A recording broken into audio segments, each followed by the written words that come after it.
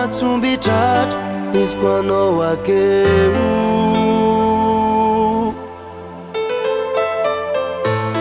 Efa tsy korakoragnina fa feno anao ny foko. Ny masonao mijery fahasambaragno ah.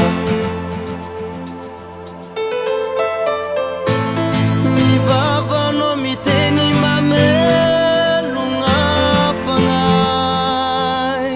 Ianao lehibe fitiavana fa mindram-ponao mandraky izay. Mitondra fiadanagna anay.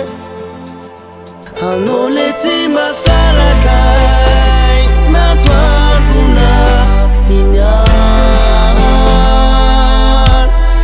Surazako tsisy anao mety tsara.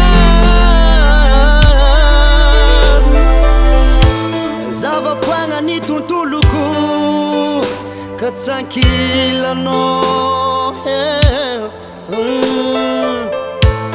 Tsy azoazoko ny egninay tsy ahitanao.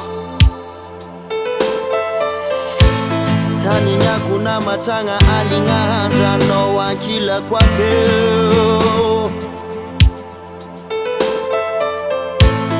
Ary tsy atahotrona mafinaty satria ankilanao mahe.